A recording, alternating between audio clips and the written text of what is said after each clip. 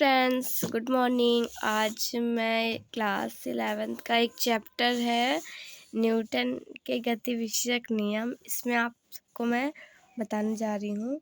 तो सबसे पहले हम जानेंगे कि बल क्या है।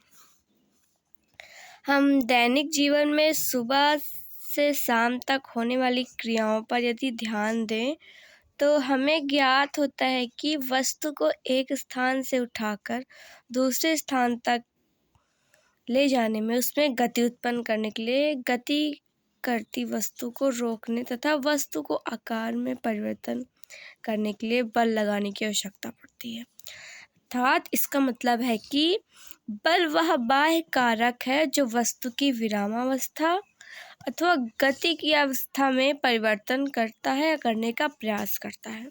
जैसे कोई वस्तु विरामावस्था में है तो उसको गति की अवस्था में लाने का प्रयास करता है, और गति की अवस्था में है तो उसे विरामावस्था में लाने का प्रयास करता है।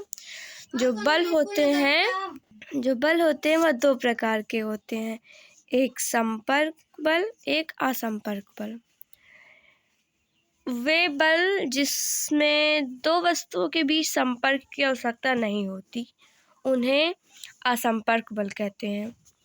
जैसे दो वस्तुओं के बीच गुरुत्वाकर्षण बल तथा दो आवेगों के बीच वैद्युतस्थैतिक बल असंपर्क बल है।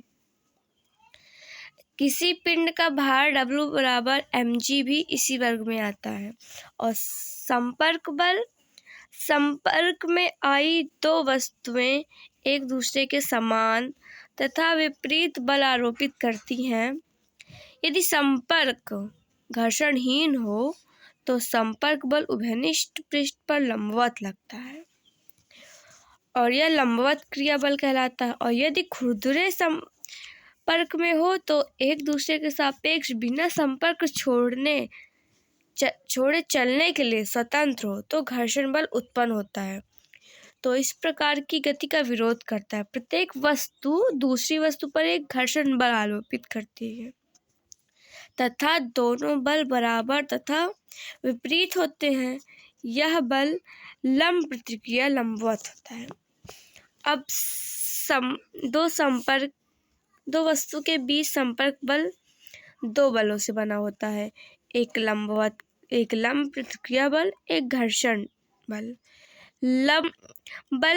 ये याद रखिएगा, बल एक सदिश राशि है, इस पे दिशा और परिणाम दोनों होता है। और अंतरराष्ट्रीय